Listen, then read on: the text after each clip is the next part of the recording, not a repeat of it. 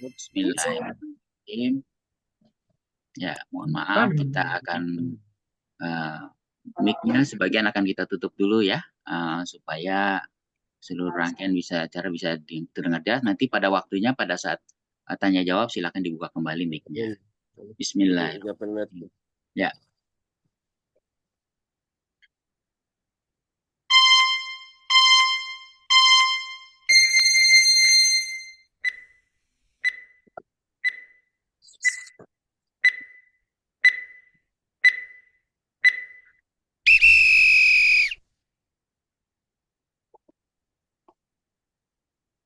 Tidak bersuara.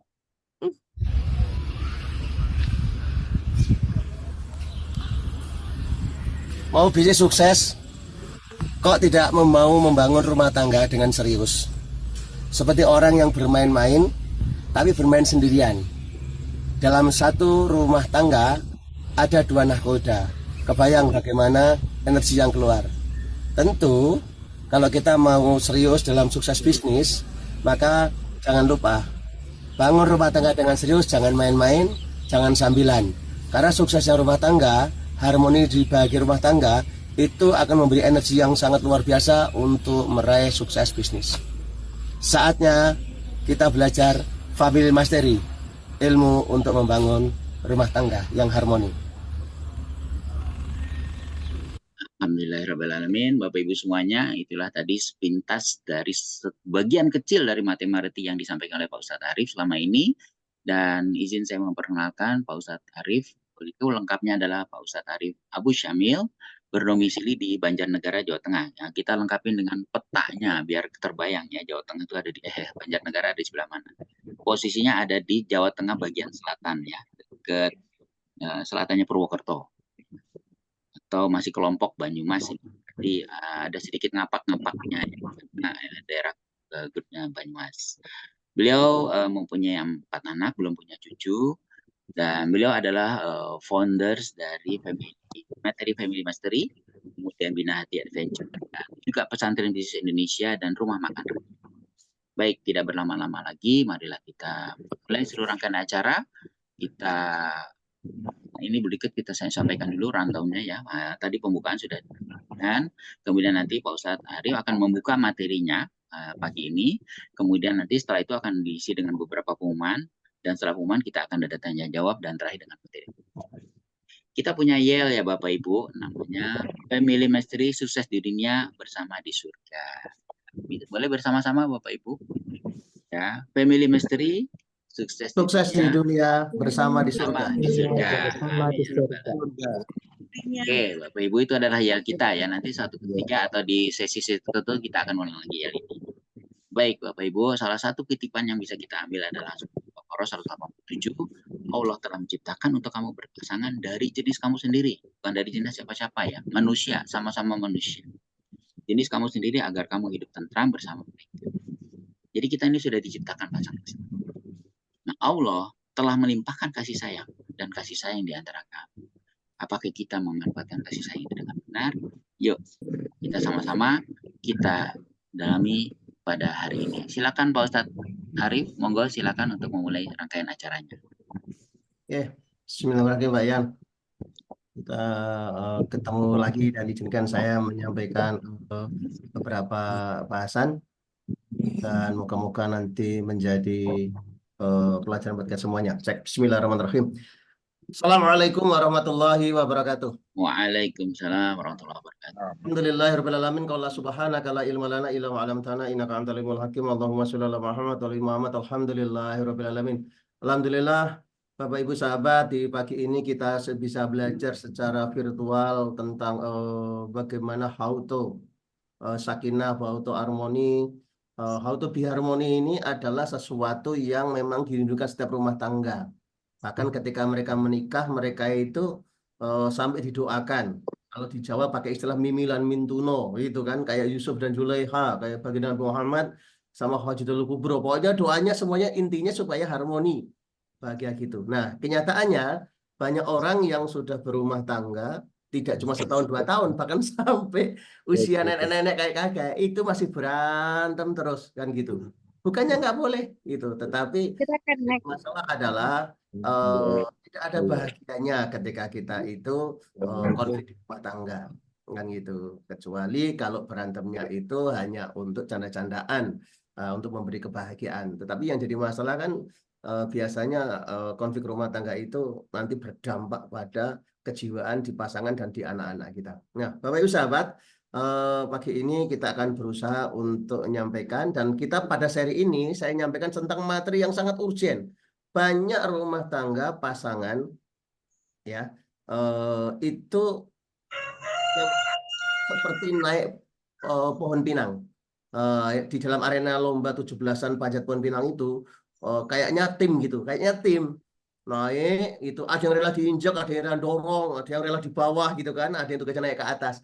Tapi ternyata nanti udah sampai mau atas itu, sudah mau sampai puncaknya, ternyata nanti jatuh. Salah jatuh-jatuhnya apa? Karena ditarik dari bawah itu, atau kena beban, menanggung beban yang bawah yang terlalu berat. Nah, akhirnya jatuh. Begitulah yang terjadi dalam kehidupan rumah tangga kita.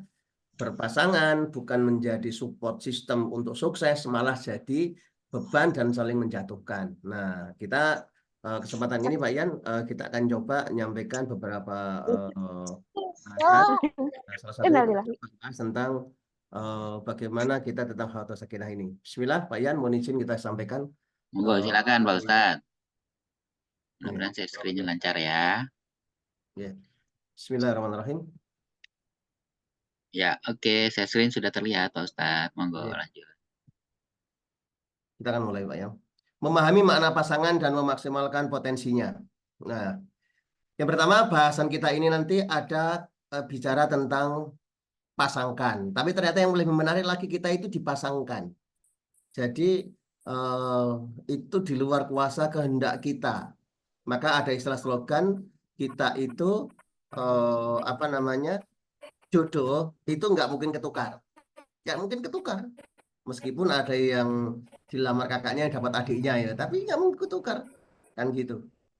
Kalau sandal bisa ketukar gitu kan, tapi kalau jodoh tidak mungkin ketukar karena memang sudah ada namanya semenjak di Lauhul Mahfuz kan.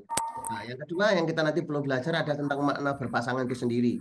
Nah, ketika kita akan belajar tentang konsekuensi berpasangan.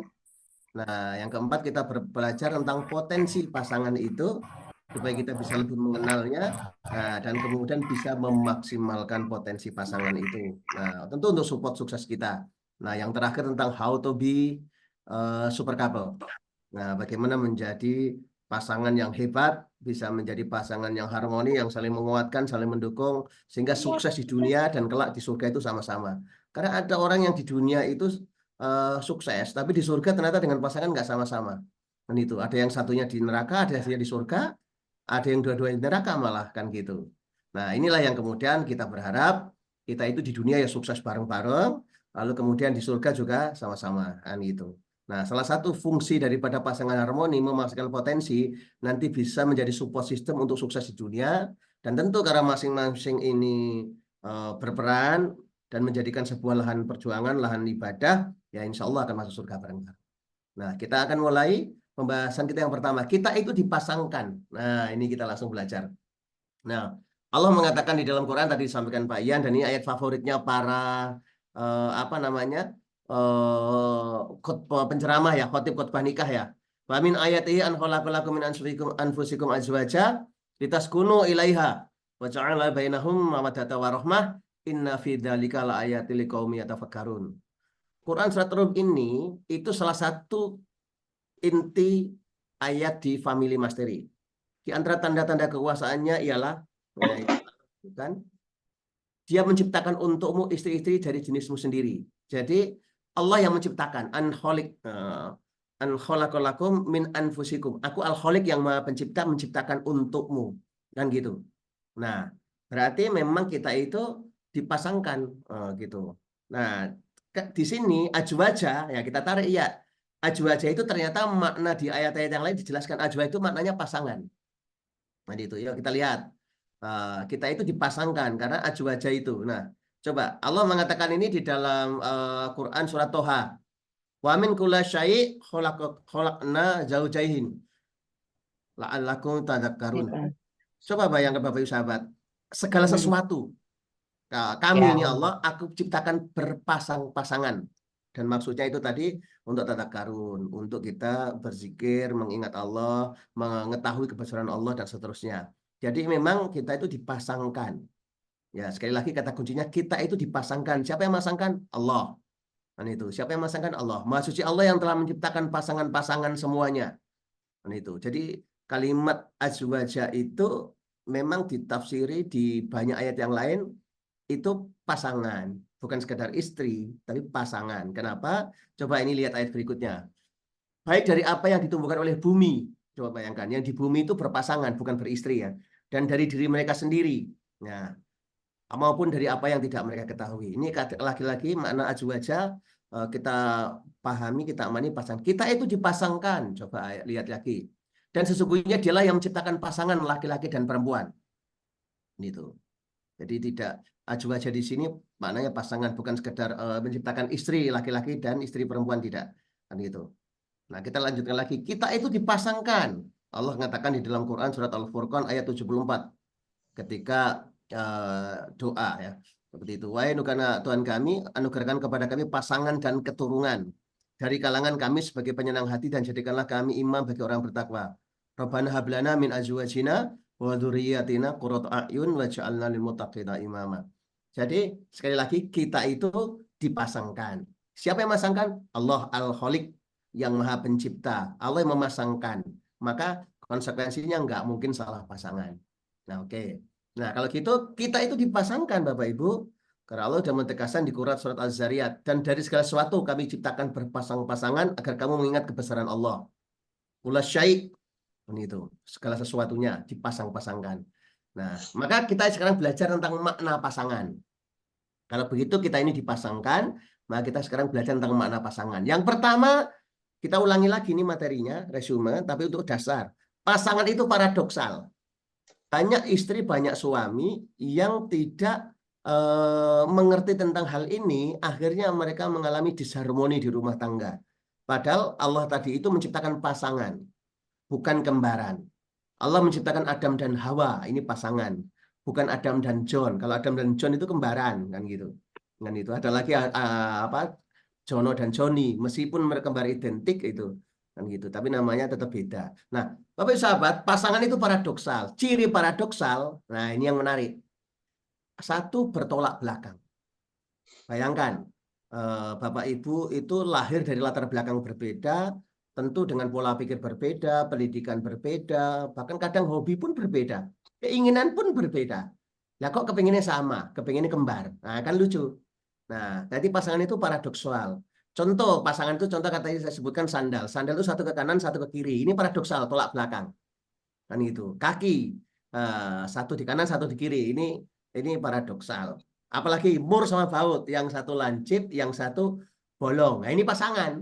Kalau lancip semua namanya kembaran. Kan itu. Terus kemudian Bapak Ibu sahabat, pasangan itu kita coba lihat kan gitu. Kalau kita mengatakan siang dan malam, nah itu berbeda. Yang satu terang, yang satu gelap. Nah, ini pasangan. Nah, yang jadi masalah banyak orang yang tidak mau menerima bahwa dia itu dipasangkan oleh Allah. Maka tentu dipasangkan sebagai hal yang bertolak belakang dengan pasangannya. Kan itu. Tapi untuk apa? Nah, kita bahas yang berikutnya. Intinya kita itu pasangan itu paradoksal, nggak sama. Maka cek Bapak Ibu, saya sering di Family Masjid terus saya sampaikan, cek coba istrinya sendiri sama suaminya sendiri. Sama nggak selama ini? Biasanya kalau memang itu pasangan sejati, yang satu itu orangnya kalem, yang satu agak sedikit kerasa gerusuk. Yang satu hemat, bukan pelit ya, hemat. Yang satu boros. Yang satu pendiam, yang satu banyak omong. Nah, ini yang terjadi. Dan itu karena memang pasangan. Tapi justru ini yang buat orang nggak suka karena tidak memahami tentang makna pasangan. Kan itu. Nah, pasangan itu satu dipahami, pasangan itu adalah paradoksal. Sehingga Bapak Ibu nanti memahami karena pasangan itu paradoksal, maka hari ini kita harus memahami bahwa pasangan kita itu beda dengan kita. Nah, pasangan itu saling melengkapi. Nah, coba bayangkan. Bapak Ibu ketika melihat tangan dan kaki. Ini adalah sepasang anggota badan, lalu sama-sama dengan pasangan ini yang saling menguatkan. Nah, Coba lihat bagaimana Bapak Ibu kaki melangkah. Kanan di depan, kiri di belakang, lalu dua-duanya. Kalau jalan dua-duanya bareng namanya jingklok. Itu bukan saling melengkapi, tapi saling saingan. Itu saling melengkapi. Nah, ini yang dikatakan di dalam Quran bahwa engkau adalah pakaian buat istrimu, istrimu pakaian buat dirimu. Pakaian itu apa maknanya? Yes, melengkapi, memperindah, menguatkan, melindungi, dan itu menyempurnakan dan seterusnya. Jadi pasangan itu saling melengkapi. Yang jadi selama ini banyak sekali pasangan bukan saling melengkapi, tapi saling melemahkan. Saling melemahkan dan tidak menerima kekurangan pasangan. Padahal fungsi kita itu saling melengkapi. Nah, Bapak Ibu, pasangan itu setara. Coba Bapak Ibu pernah nggak mendengar sebuah tampilan bahwa roda mobil itu biasanya yang kanan sama kiri itu kedudukannya setara. Kan gitu. Bahkan kadang tingginya pun setara. Gitu. Coba Bapak Ibu pernah pakai sepatu, kalau ibu-ibu yang pakai sepatu mahal itu haknya 10 cm misalkan, mau nggak Ibu pakai sepatu satu pasang itu harganya 1 miliar. Tapi yang satu haknya 30 cm, yang satu 2 cm, ayo. Kayak apa gitu. Maka jalannya tentu tidak akan setara kan gitu. Jadi pasangan itu setara. Bahkan dikatakan di dalam Quran, laki-laki beriman sama perempuan beriman itu kedudukannya setara. Itu nggak ada yang lebih hebat. Oh, aku pemimpin, enggak. Oh, aku ini hanya makmum, enggak. Di dalam Islam semuanya adalah inna akramakum indallahi atqakum. Maka siapa yang paling bertakwa, yang paling beriman, dan itu kedudukannya setara di sisi Allah. Nah, pasangan itu berbeda fungsi. Nah, ini jadi yang terjadi roda belakang sama roda depan itu berbeda fungsi di dalam sebuah harmonisasi mobil. Begitu juga tangan kanan dan tangan kiri berbeda fungsi.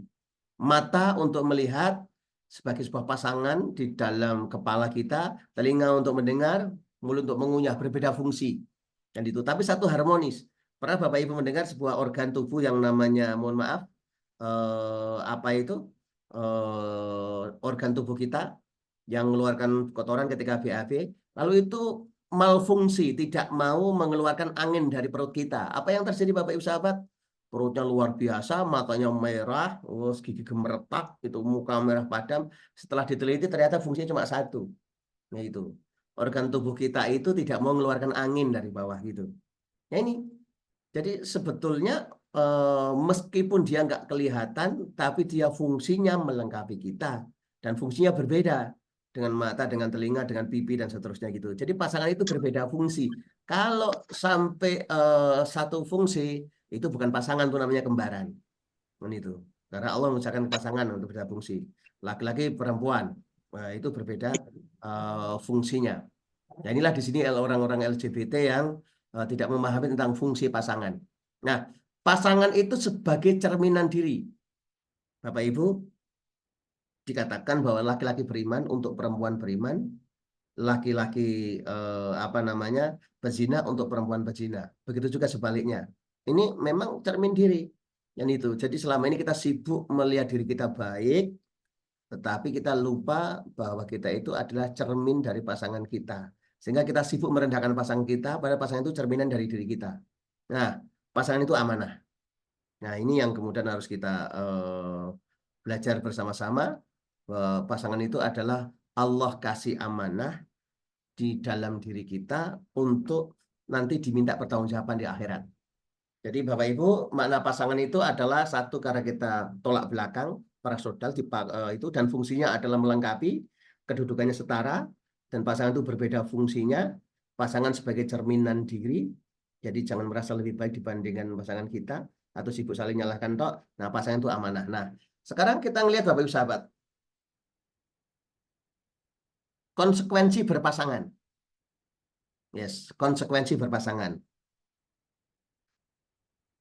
Nah, banyak orang yang berumah tangga itu tidak menerima ketika pasangan dia bertolak belakang dengan dia.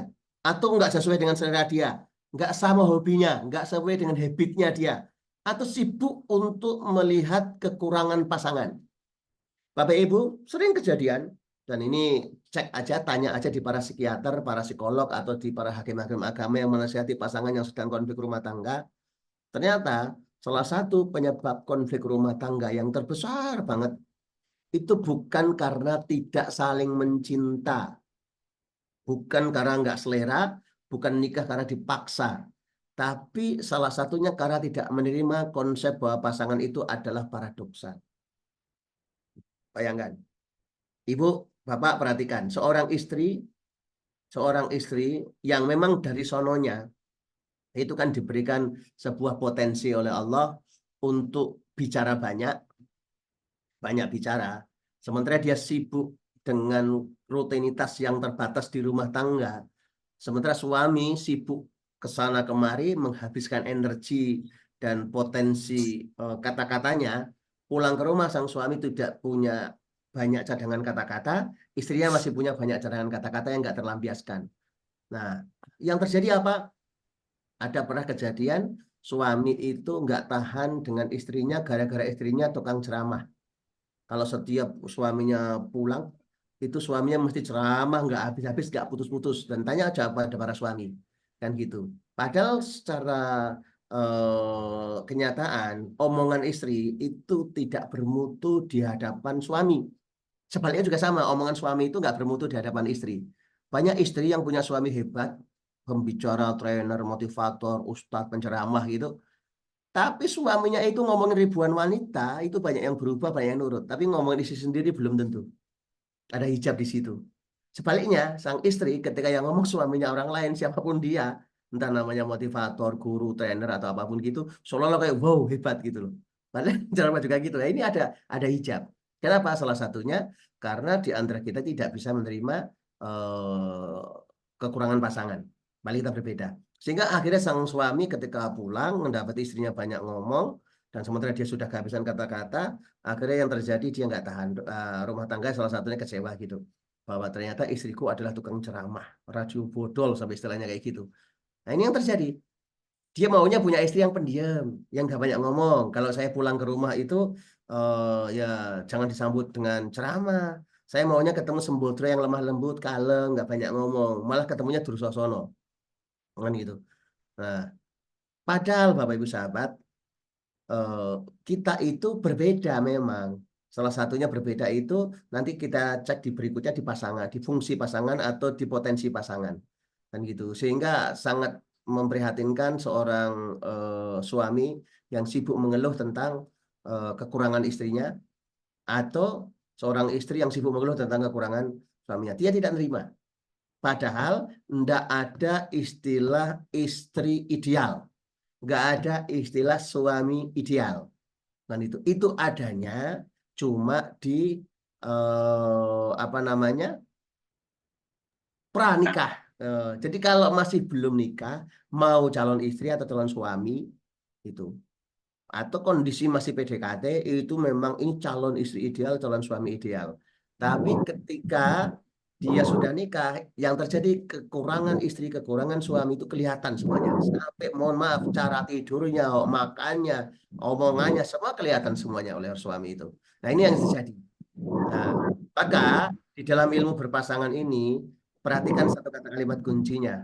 Tugas Anda adalah menerima pasangan dengan sempurna, bukan menuntut dia untuk sempurna. Nah, yang terjadi selama ini, banyak orang yang ketika berpasangan, dia selalu nuntut pasangannya sempurna, sesuai dengan kriteria dia. Kan itu. Makanya banyak para istri, banyak suami yang kemudian nyesal karena dia melihat semua kekurangan pasangannya, suatu saat mereka konflik luar biasa nggak bisa dipertahankan, berpisah. Akhirnya istri suami berpisah, lalu kemudian mereka masing-masing menikah. Ternyata di mata orang lain yang akhirnya menikah sama istrinya itu tidak melihat kekurangan istri itu, tapi melihat kelebihannya. Maka dianggap ini adalah istri yang ideal bagi dia, yang itu akhirnya bisa menerima. Nah ini yang terjadi Bapak Ibu sahabat.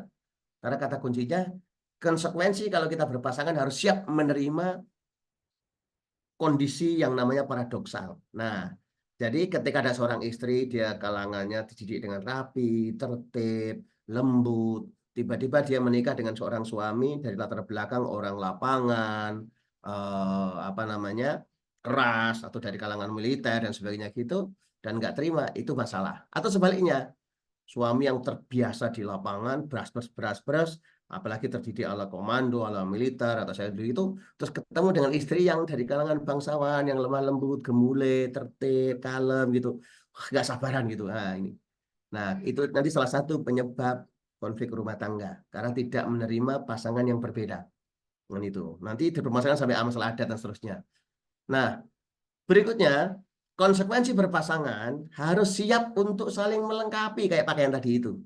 Maka cek Bapak Ibu, kalau suami kita itu kerja atau bisnis, maka fungsi istri itu adalah melengkapi, bukan menyaingi atau mementahkan, menghalangi atau memusuhi. Ini. Sebaliknya juga sama, seorang suami, maka dia harus melengkapi kekurangan istrinya. Nah, jadi salah satunya ini di sebagai pasangan itu, istri itu punya talenta, yaitu aktif di kegiatan di luar rumah. Dia kalau ngurus masyarakat, oke. Ngurus anak jalanan, oke. Ngurus panti asuhan, oke. Ngurus remaja masjid, oke. Ngurus arisan, Dasawisma, PKK, oke. Tapi kalau suruh ngepel, nyuci, masak di rumah, walaupun nggak ada pembantu, nggak bisa. Karena dari kecil biasa GoFood itu ibaratnya. Anak mandiri, tapi nggak pernah bisa masak, nggak diajari. Maka salah satu konsekuensi kita sudah nerima pasangan kita berbeda dengan kita yang dari kecil. Para bapak-bapak ini yang pernah dididik ibunya mandiri, bisa masak, bisa nyetrika macam-macam gitu.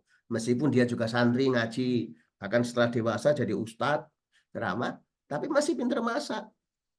Masih bisa nyuci baju sendiri gitu, maka harus siap untuk melengkapi pasangannya itu. Nah, ini saya punya satu kisah menarik yang luar biasa.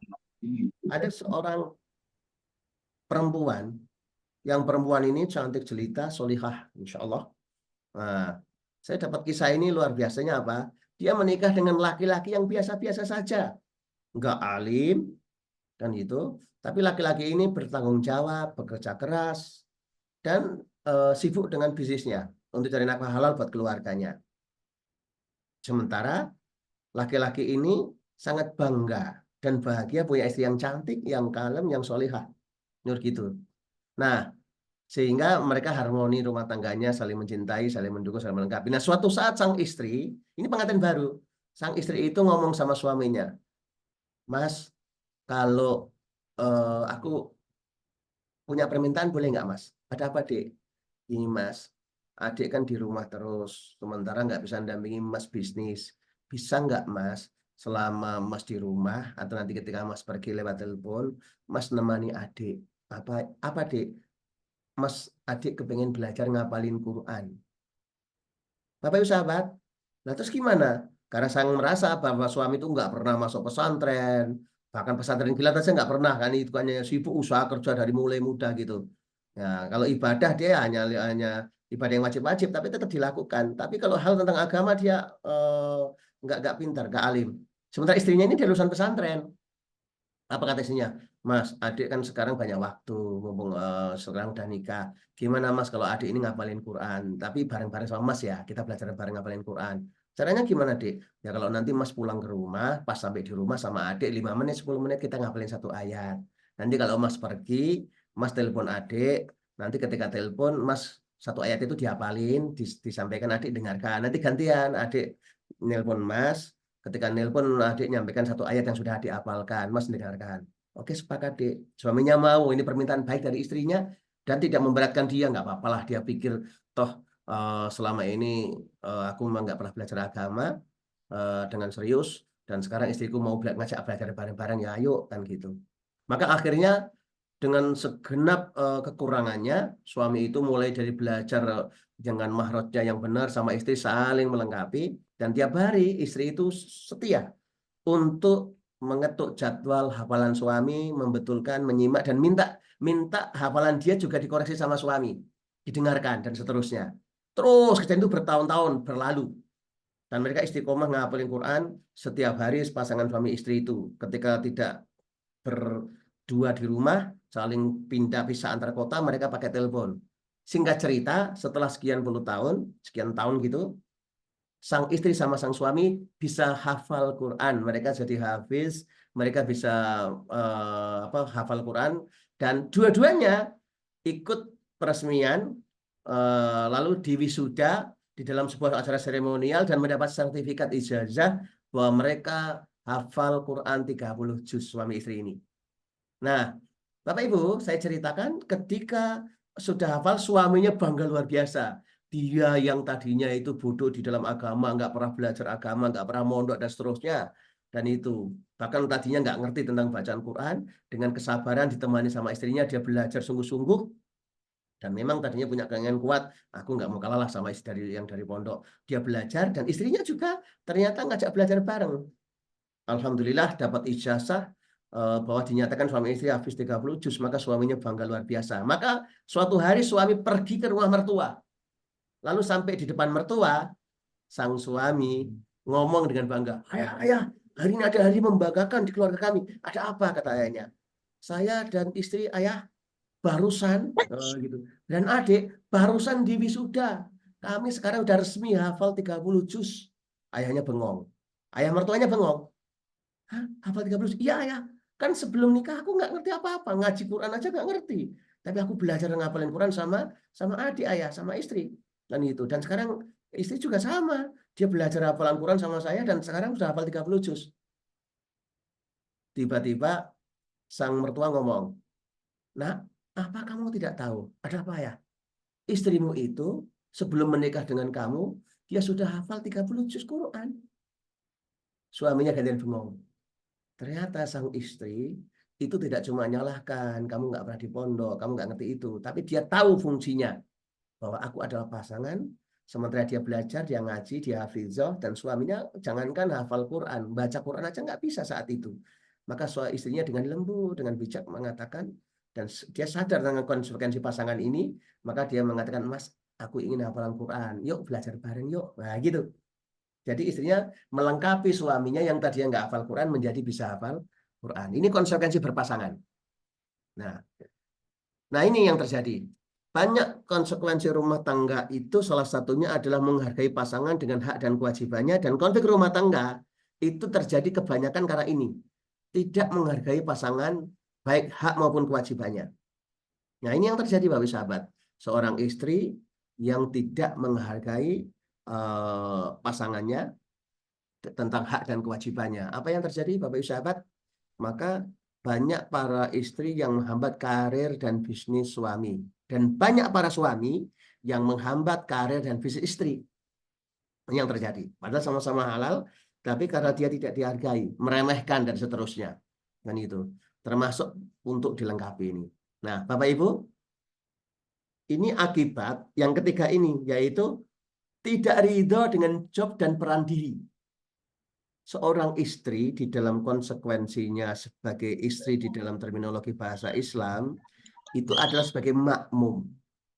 Kalau dia nerima perannya dari Allah itu memang dia diminta untuk jadi makmum, ya. Dan karena dia berperan sebagai makmum, maka dia nggak akan mengambil posisi sebagai imam. Sehingga akhirnya di rumah tangga itu satu kapal hanya ada satu nahkoda. Dan itu. Sebaliknya juga sama. Ketika sang suami itu paham tentang jobnya, aku didapatkan di rumah tangga job untuk jadi pemimpin, dan peranku sebagai pemimpin harus dimaksimalkan. Nah yang terjadi banyak suami, dia ngambil peran dan ngambil job sebagai pemimpin, tapi peran kepemimpinan nggak dijalankan. Gitu. Dia tahu dia pemimpin, hanya sibuk, kamu harus nurut sama ayah, kamu harus nurut sama abi, kamu harus nurut sama bapak. Tapi peran sebagai pemimpin tidak dilakukan. Dan itu hanya sibuknya apa? Peran sebagai komandan. Gitu. Padahal pasangan itu salah satunya adalah seorang suami. Selain jadi seorang ayah, seorang pemimpin, komandan, juga harus siap untuk menjadi pasangan tadi itu, melengkapi. Menjadi teman yang baik, menjadi pendengar baik, dan seterusnya. Bayangkan Bapak Ibu, ketika sehebat apapun seorang istri, hafizah sekalipun hafal Quran, tapi ketika sholat 5 waktu, tetap harusnya suami yang jadi imamnya. Dan tidak bisa. Peran sebagai makmum ini, lalu kemudian karena dia merasa lebih pintar, lebih fasih, lalu kemudian tidak ridho dengan imamnya. Akhirnya dia malah yang imamin maunya. Ini nggak jadi. Atau sebaliknya. Nah, banyak yang tidak ridho Nah, terutama ini para istri, itu salah satunya adalah tidak ridho dengan suaminya, kepemimpinan suaminya, karena menurut otaknya dia, pengalaman dia, habit dia, itu suaminya nggak sesuai dengan selera dan keinginannya. Nah, ini yang terjadi. Ini. Dan ini yang sumber masalah terbesar, salah satunya adalah disharmoni itu salah satunya karena job dan peran itu tidak berfungsi. Yang itu. Suami nggak berfungsi sebagai qawam, pemimpin, sebagai murabbi, sebagai pembimbing, sebagai sahabat, sebagai teman, seterusnya kan gitu. Ini masalah. Maka konsekuensi berpasangan kita harus siap ridho dengan jobnya dia dan dengan peran dia. Termasuk kalau peran pasangan kita itu harus keluar rumah, seperti istri kita atau istri saya misalkan jadi guru. Nah, peran guru itu ada untuk ngajari murid. Kita harus ridho. Jangan sampai kita menjadi orang yang kemudian sudah mewakafkan istri atau suami ngisi pengajian, tiba-tiba kita panggil, kita bubarkan acaranya, peran sebagai gurunya tidak berfungsi maksimal karena kita nggak ridho. Ini terjadi. Dan ini gue banget pernah ngalamin gitu. Nah, yang terakhir konsekuensi berpasangan itu adalah coba sekarang kita muhasabah diri. Itu konsekuensi pasangan itu harus berani untuk muhasabah diri karena kita pasangan. Apa muhasabah dirinya? Yang terjadi, coba ada seorang suami yang sibuk menyalahkan istri karena dia melihat kekurangannya. Tapi pertanyaannya, istri ini dari kecil tidak diajari masak sama orang tua. Dia dari kecil udah biasa dimanja sama orang tua. Tentu itu kesalahan lain, tapi ini bicaranya tentang kondisi istri. Dari kecil tidak biasa masak, dari kecil nggak biasa untuk kerjaan rumah tangga. Dan itu apalagi anak tunggal, anaknya konglomerat misalkan. Nah, terus setelah menikah, suami menuntut menjadi istri sejati, salah satunya bisa menghandle rumah tangga tanpa ada pembantu. Yang terjadi apa? Pertengkaran demi pertengkaran hanya gara-gara istri nggak bisa bikin sambal. Hanya gara-gara istri nggak pintar masak. Hanya gara-gara istri nggak pintar dandan. Sampai hanya gara-gara istri yang konservatif, keluarga konservatif, nggak pintar melayani di ranjang. Dengan itu. Nah, suami lupa kalau dia itu pemimpin, qawam, fungsi pemimpin salah satunya apa? Salah satunya adalah murabbi, guru, pembimbing. Nah, muhasabah dirinya adalah coba suami-suami model gini tanya, kamu sudah belum memenuhi kebutuhan istrimu? Kamu sudah belum membimbing dia, ngajari dia, mengarahkan dia? Gitu. Coba yang selama ini, ketika kita nggak mau muhasabah diri, seorang istri, dia sibuk menyalahkan suami, ngikuti seleranya, ngikuti keinginannya, dia lupa, kamu sudah jadi istri belum? Kamu sudah mendoakan suamimu belum? Kamu sudah membantu bisnisnya dia? Kamu sudah membantu karirnya dia atau belum? Yang paling penting, kamu sudah memaafkan dia atau belum? Nah, banyak para istri suami itu lupa hal-hal seperti ini. Dia sibuk melihat di luar dirinya, lupa melihat ke dalam dirinya sendiri. Dengan itu, kamu sudah berperan sebagai istri yang baik belum? Suami pulang capek kerja, sudah kamu sambut dengan peran terbaik belum? Jangan-jangan selama ini kamu sibuk untuk melihat mata yang kagum dari bosmu di kantor atau di instansi, mata yang kagum, wajah yang cerah ceria, terpesona dari teman kerjamu. Tapi pernah nggak suamimu pulang, kamu sambut dengan penampilan terbaik, dandan terbaik, gitu kan? Kondisi rumah terbaik. Jangan-jangan hati-hati.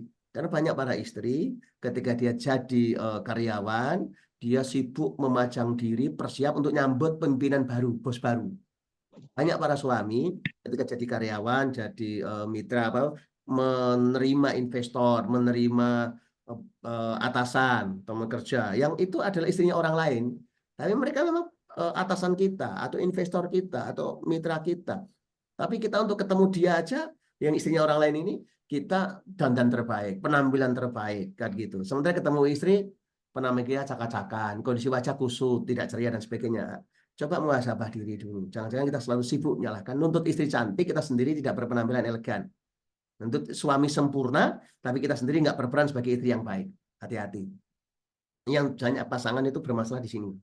Nah, konsekuensi berpasangan itu siap memberikan yang terbaik. Bapak Ibu pernah lihat yang namanya roda gancet di motor itu, ketika yang depan jalan, yang belakang itu gancet, nggak akan berfungsi. maka motor rumah tangga akan berhenti ketika masing-masing pasangan tidak bisa memberi yang terbaik. Nah, maka konsekuensi kita berpasangan itu memberi yang terbaik untuk melengkapi lubang pasangan, maka kita harus siap menambalnya, kan itu. Nah, ini konsekuensi berpasangan. Nah, yang terjadi adalah banyak yang tidak menerima konsekuensi ini, nggak siap memberi yang terbaik, sibuk menyalahkan, nggak mau ngambil nggak mau melihat kekurangan diri, gitu. Kemudian tidak ridho dengan peran istri atau peran suami, kan itu. Kemudian tidak mau menghargai hak dan kewajibannya, tidak siap untuk saling melengkapi.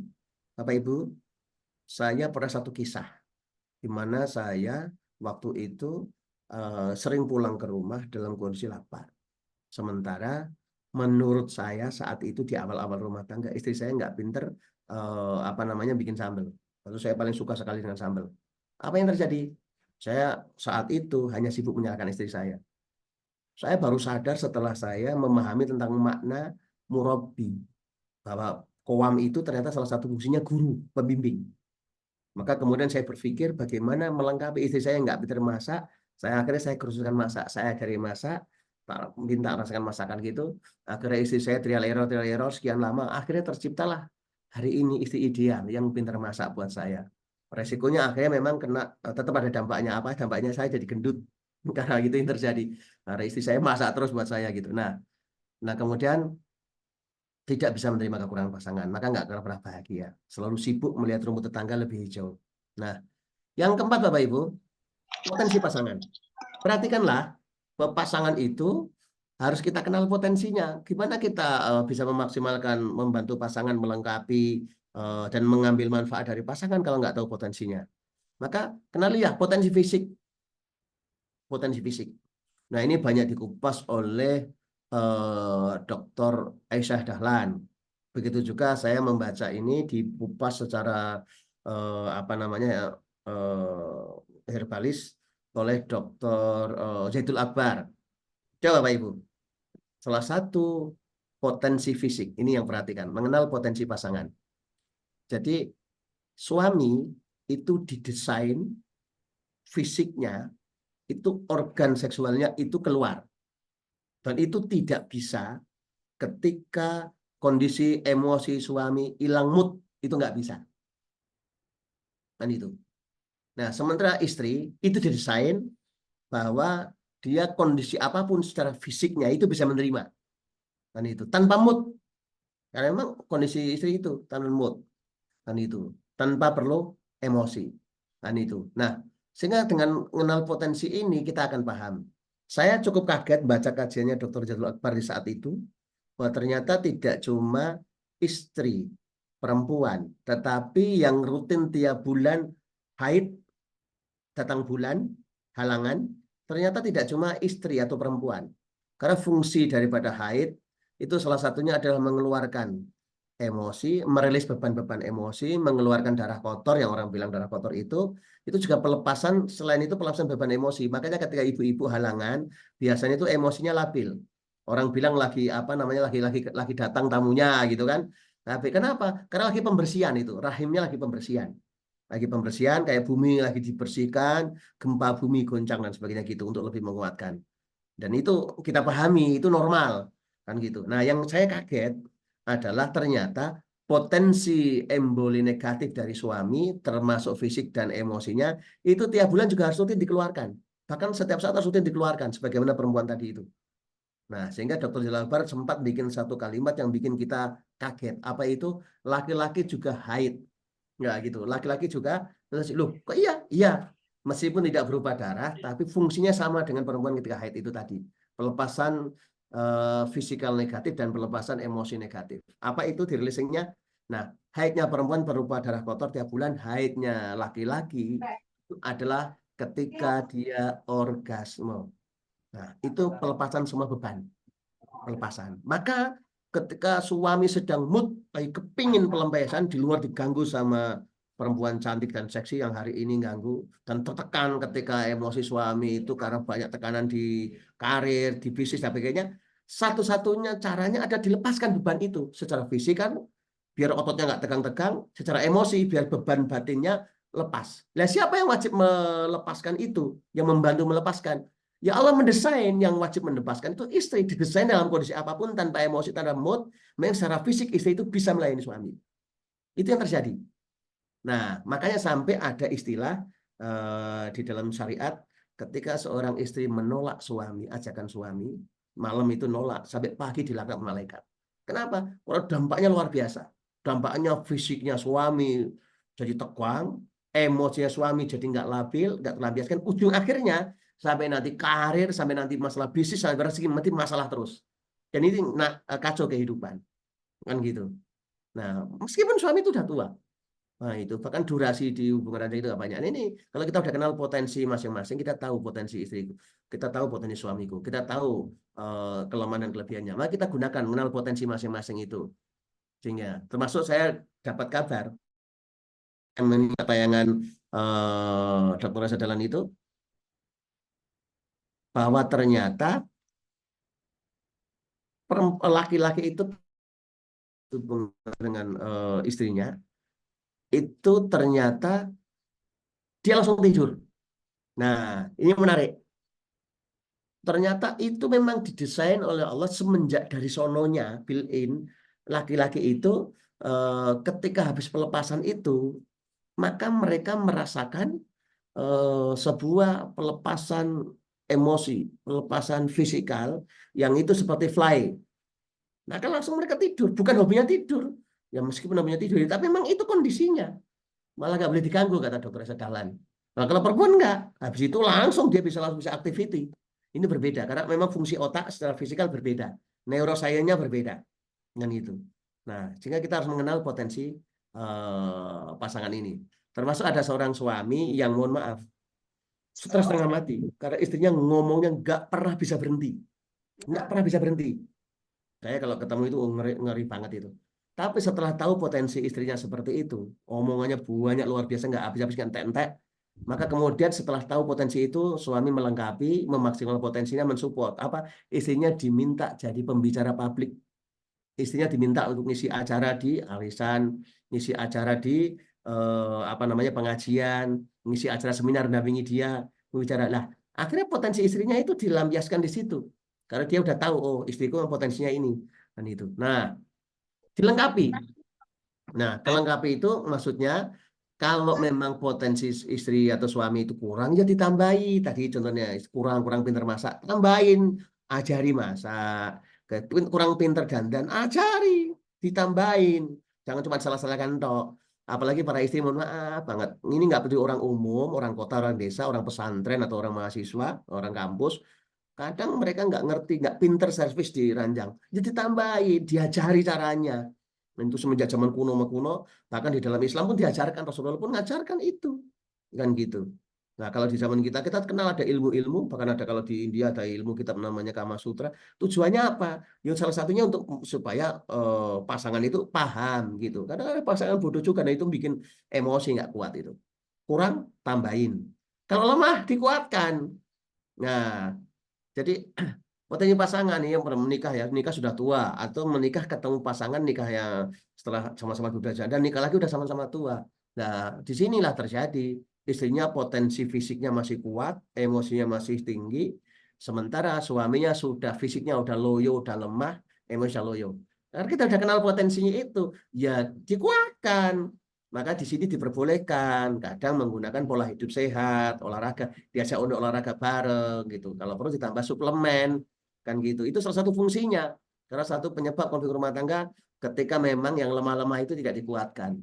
Itu. Maka dulu saya sempat untuk karena sering ngadepi orang-orang yang rumah tangga konflik, saya sampai punya produk namanya kopi Ustadz, khusus untuk diminum para suami yang dinikmati para istri.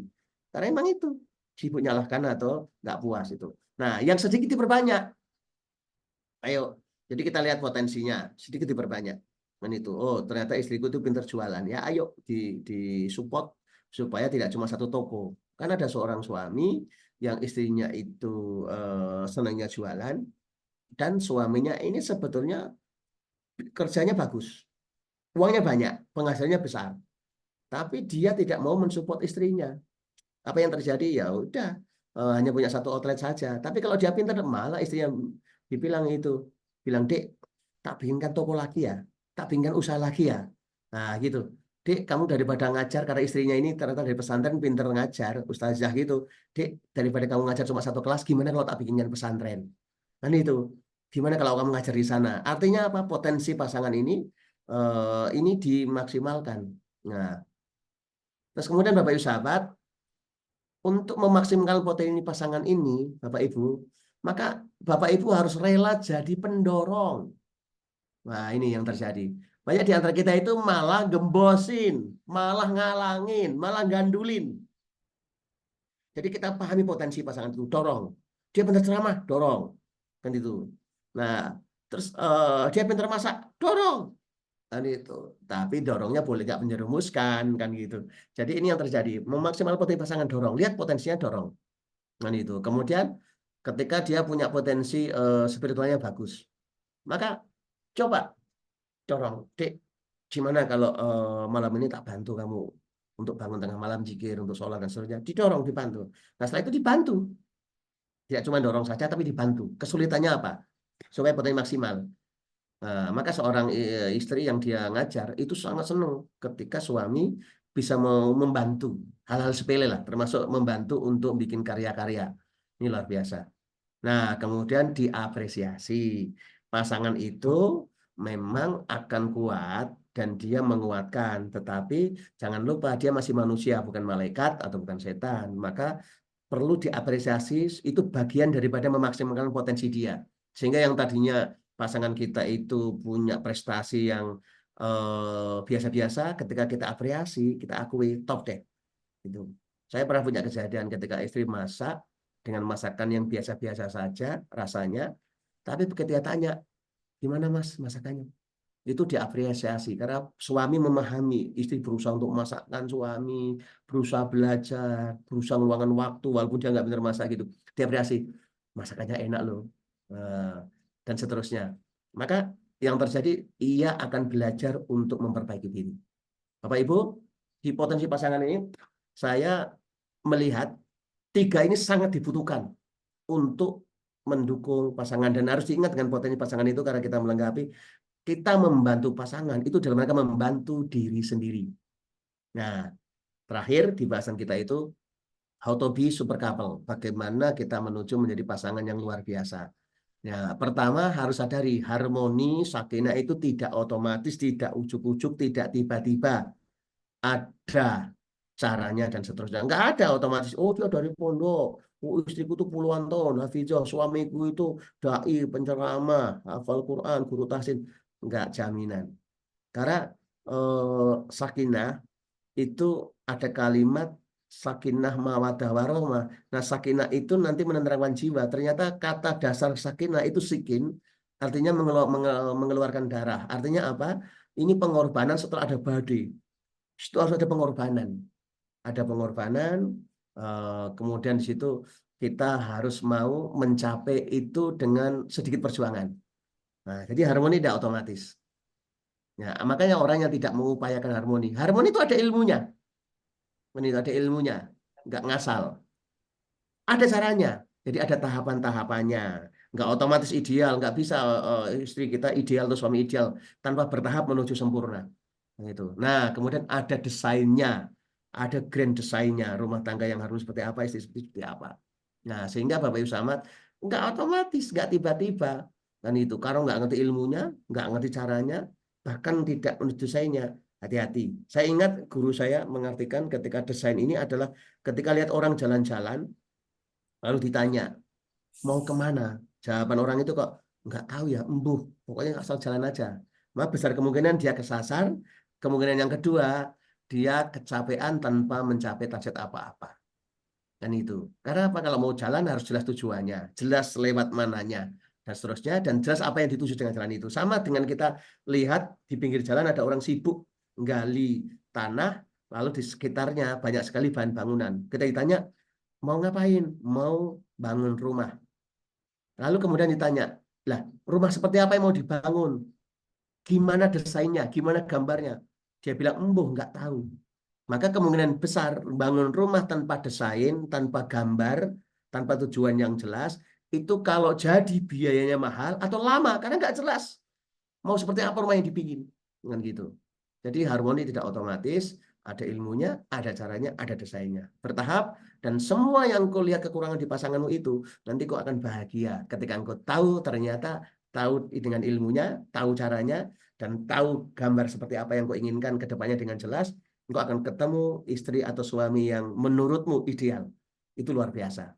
Nah, itu. Dan situlah baru kita bicara sesuai dengan doa kita. Jadi doa itu kita sempurnakan dengan ikhtiar yang maksimal kita.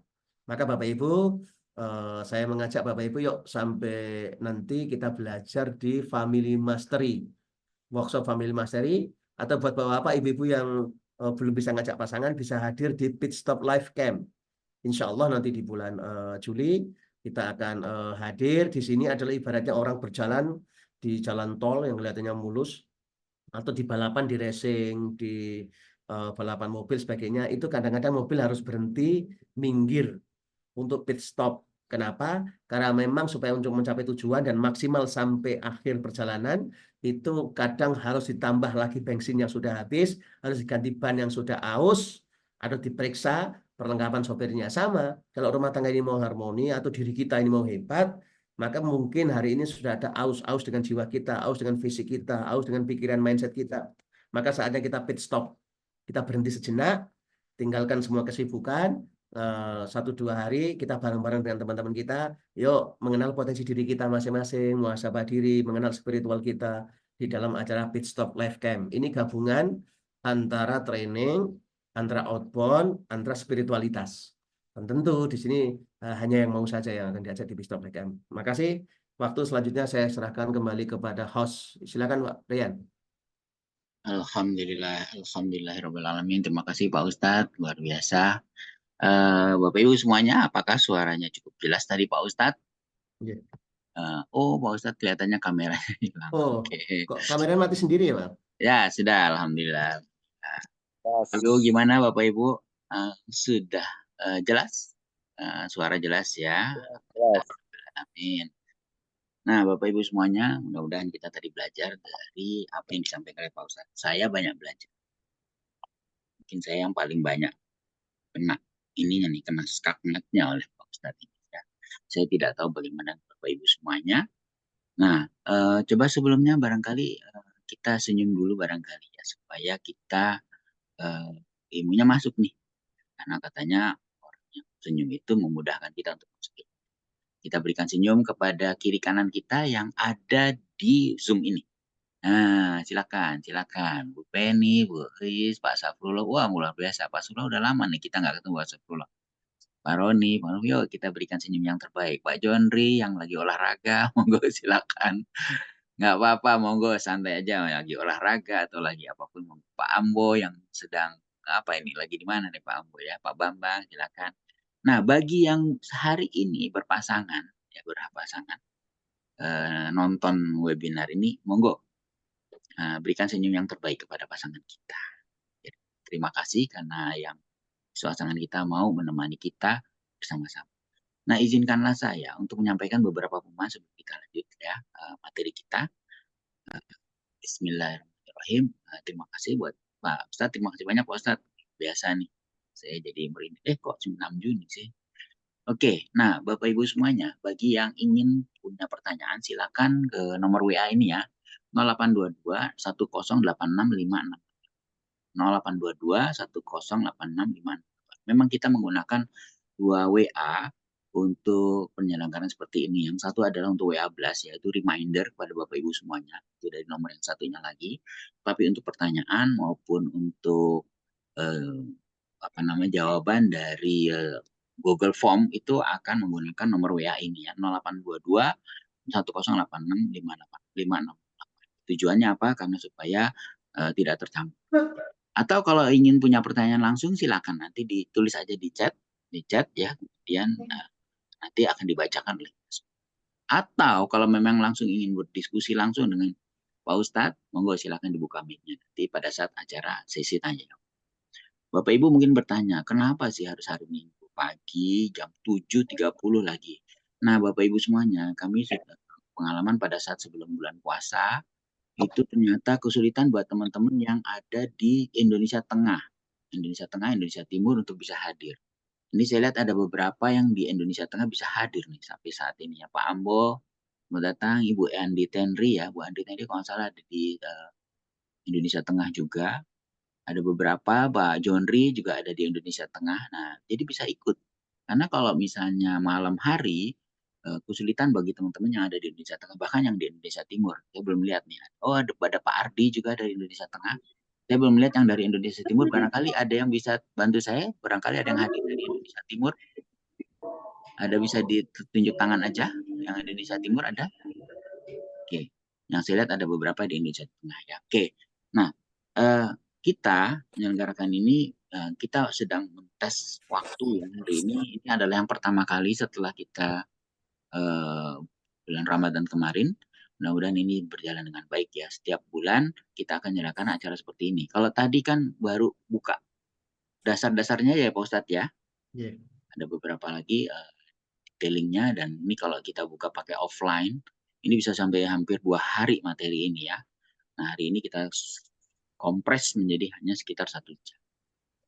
Oke, wah Pak Imam, terima kasih Pak Imam sudah hadir. Oke, nah Bapak Ibu semuanya, Sulawesi, Pak Lukman, oke terima kasih sudah hadir juga. Oke, loh Pak Lukman bukannya di Kalimantan ya? Ini Pak Lukman yang lain ya, Sulawesi Selatan. Oke, beberapa pengumuman yang lain adalah karena kita jam tentangnya antara 1 bulan bukan 1 minggu, maka dipersilakan bagi Bapak Ibu yang ingin mendapatkan layanan dari Family Masjid Bina Hati ya. Kita akan sedang survei dulu berapa banyak yang membutuhkan tambahan-tambahan informasi dari kami. Yang pertama untuk coaching dan konseling itu bisa diselenggarakan atau kita akan coba adakan di antara satu webinar dengan webinar yang lain ya. Yang kedua adalah adventure, Bina Hati Adventure. Tadi contohnya pit stop ya. Pit stop itu salah satu Bina Hati Adventure Misteri, tapi yang konsepnya adalah berada di satu tempat yang kita bersama-sama berkumpul di sana untuk menjadi muhasabah ya, mengkoreksi diri kita, berkumpul bersama di sana, ngerem dulu perjalanan kita. Matikan dulu yang bocor ya. Nah, kemudian juga yang berikutnya adalah jika membutuhkan Pak Ustadz untuk hadir di dalam komunitasnya masing-masing, silakan menghubungi kami ya. Baik untuk acara keluarga, atau acara organisasi, atau kantor, atau perumahan di tempat lingkungan masing-masing, monggo silakan bisa menghubungi kami untuk dibantu untuk menjadwalkan Pak Ustadz untuk hadir di tempatnya masing-masing. Dan yang terakhir tadi, Pak pit stop itu tadi sudah disampaikan oleh Pak Ustadz ya. Ibarat kita sedang lagi lari rencang, lagi perjalanan hidup kita lagi jalan-jalannya lagi lupa nih. Banyak yang harus kita benahi. Bensin kita harus diisi. Cara berpikir kita harus diolah lagi dengan baik dan kasih namanya pengarahan ulang lah ya, karena kita sedang asik. Nah, oleh karena itu kita akan menekan di antara satu webinar dan nah, Bapak Ibu, bagi yang ingin mendapatkan layanan kami atau kita melakukan survei dulu, silakan untuk mengisi form yang ada di tempat yang sudah kami sampaikan ini ya. s.id Family Mastery _layanan. s.id Family Mastery layanan, atau silakan mengisi dengan cara scan QR code ini. Dengan scan QR code ini akan diarahkan kepada Google Form kami, dan dari Google Form kami itu nanti akan kita bisa suruh memahami apa saja sebenarnya yang dibutuhkan oleh Bapak Ibu terkait dengan poin-poin yang menjadi layanan kami di Study. Baik, Bapak Ibu semuanya, apakah sudah siap? Oh, pit stop live cam. Oke, nanti akan kita sampaikan Pak ya. Kita akan coba diskusikan di internal kami. Silakan dibantu dulu untuk mengisi form yang tetap siapnya ini. Baik, Pak Ustadz, silakan. Kelihatannya sudah siap untuk tanya jawab ya Pak Ustadz ya? Siap. Monggo silakan buat yang ingin bertanya. Saya cek dulu apakah ada. Karena ini perdana biasanya agak sedikit malu-malu. Nggak apa-apa. Oh, sudah ada nih Pak Ustadz. Sudah ada pertanyaan di nomor ini ya. Saya tidak akan membuka nomor WA-nya karena ini privacy dari seseorang. Monggo silakan. Saya bacakan Pak Ustadz ya. Oke, saya tutup dulu.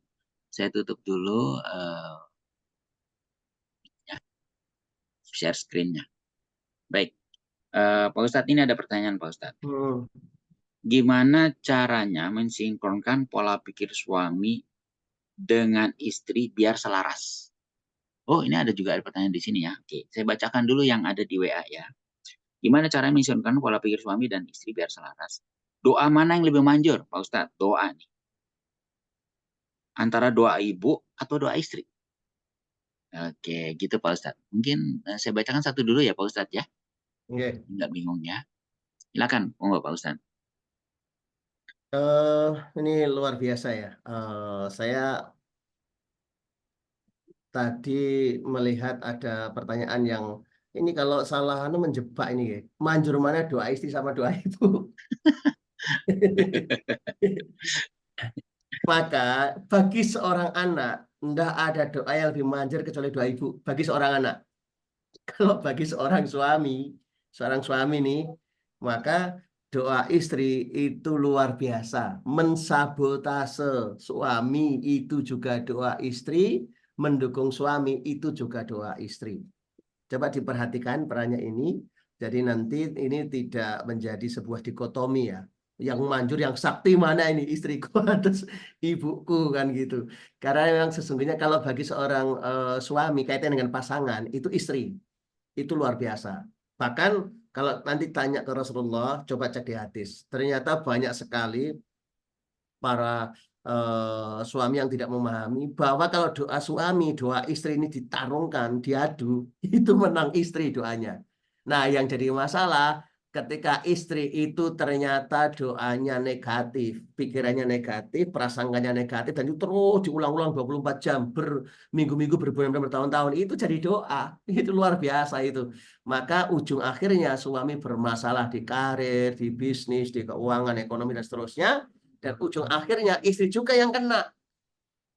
Nah, ini yang juga yang kena, yang gitu. Nah, sebaliknya tentu ini juga berlaku buat suami ketika istri nanti tidak mendapat ridho suami, doa suami itu negatif, yo luar biasa gitu. Itu kaitan dengan doa mana yang lebih manjur gitu. Ya kalau pertanyaannya antara ibu dengan istri, jawaban saya adalah bagi seorang anak ibu nomor satu. Tapi kalau bagi kaitan dengan suami, ya hati-hati dengan doa istri yang mensabotase kan gitu. Nanti kita moga-moga setelah ini kita bisa Pak Ian, materi berikutnya adalah tentang bagaimana mengatasi apa namanya problematika di berpasangan ini. Dan itu karena problem gitu. Nah, terus katanya dengan bagaimana mensinkronkan apa tadi itu Pak? Mindset ya, pola pikir istri dan suami. Ya, betul. Ya, itu kalau bahasanya begini loh. Istri atau suami itu latar belakangnya berbeda, pola pikirnya berbeda, sudut pandangnya berbeda. Terus nggak pernah disinkronkan. Oh, yang terjadi itu masalah terus gontok-gontokan. Yang satu ngecong kanan, satu ngecong kiri. Itu sama yang terjadi antara nahkoda sama kelasi, beda maunya. Maka cara menyinkronkannya kalau di dalam aturan Islam, maka satu harus dimulai dengan ridho menerima pasangannya dengan kekurangannya. Ridho. Dan ini saya dapati sulit, saya ketemu ribuan pasangan yang nggak ridho dengan pasangannya. Gitu. Saya banyak ketemu itu. Nah, tanpa sadari sebetulnya dia lagi nggak ridho sama Allah karena yang memasangkan dia itu dengan itu Allah gitu, nggak terima kok dipasangkan yang model kayak gini. Nah, yang kedua adalah dimulai dengan melakukan influencer ya ke dalam dirinya. Bahasanya itu ilmunya disamakan, sudut pandangnya disamakan dengan cara apa? Ngaji bareng, ya, belajar bareng, melakukan sesuatu bareng, capek bareng dan tidur bareng. Nah, ini yang terjadi. Dan itu. Sehingga kalau suami istri saya pikir udah tidur bareng. Nah, terus bisalah kita makan bareng. Oke. Tapi capek bareng ini dan melakukan sesuatu bareng ini harus diupayakan. Maka kemudian ada beberapa tip terapis dari para psikolog, psikiater atau para penasihat rumah tangga. Mbok coba sekali-kali lepaskan anakmu, lepaskan pembantumu, meskipun kamu udah tua, suami istri jalan berdua. Sengaja jalan lagi berdua, gandengan, jalan berdua, healing berdua, kembali nikmati muda. Umur boleh tua, tapi semangat muda harus ada. Kan gitu. Nah, ayo ngaji bareng, taklim bareng. Saya sendiri dapati di keluarga saya itu, suami istri untuk bisa menjaga mereka ngaji. Beda kabupaten, rutin mereka ngaji. Ngaji. Nah, yang jadi masalah, ini yang terjadi. Sudut pandang berbeda, wawasan berbeda ini ada satu contoh. Seorang suami, dia itu sibuk kegiatan di luar. apapun kegiatan di luar dilakukan dengan luar biasa antusias. Dia sibuk seminar, sibuk workshop, sibuk jalan-jalan, bahkan sibuk ngaji.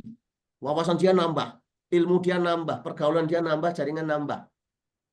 Tapi istrinya di rumah adalah seorang ibu rumah tangga murni yang nggak ngaji, nggak pernah ikut seminar, nggak ikut workshop, jarang ikut jalan-jalan. Wah, ini sudut pandang nggak pernah sama.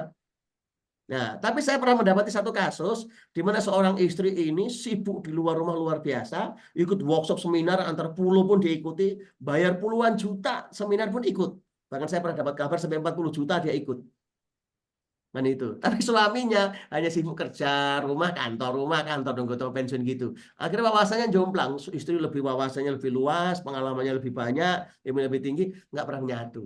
Nah, yang jadi masalah, yo saya mau tanya kawan-kawan ini semenjak nikah sampai saat ini, ada yang setahun, ada 5 tahun, ada yang 20 tahun nikah, ada yang sudah 30 tahun lebih. Pernah nggak sengaja dirancang, yuk tadi ngaji bareng, ikut seminar bareng, jalan-jalan healing bareng, camp bareng gitu kan? Nggak pernah dilakukan. Saya dengan istri kadang-kadang waktu kosong, saya dengan istri sengaja jalan-jalan ke sungai bareng, nah, itu naik motor goncengan, itu kan, jalan berdua, saya nyetir istri ini atau sebaliknya istri yang nyetir, saya yang pokoknya sengaja itu diupayakan. Ya kalau enggak, ya latar belakang berbeda, pola pikir berbeda, pendidikan berbeda, kok mau ada chemistry itu dari mana? Jadi saran saya, meskipun Anda ini owner bengkel, meskipun Anda itu owner medis, meskipun Anda ini karir, karyawan, pegawai, coba lakukan ini tadi. Kalau bahasa saya sih 4 hal ya. Makan bareng, tidur bareng, capek bareng, melakukan sesuatu bareng. Nah, melakukan sesuatu bareng ini termasuk ketika Anda meluangkan waktu untuk ngaji bareng, untuk belajar ilmu bareng, mau kalau seminar bareng, jom bareng kan gitu. Karena zoom kayak gini tuh suaminya ikut, istrinya enggak, wawasannya beda. Sementara suami menyampaikan ke istri ada hijab, kesulitan, ada batasan. Atau sebaliknya istri ikut, oh iya ya gitu kan. Terus disampaikan ke suami malah berantem, kan repot. Ini lawan barengan gitu. Karena memang ada satu kaidah Pak Ian dan teman-teman, istri itu sulit untuk ngomong ke suami, suami ngomong ke istri itu sulit.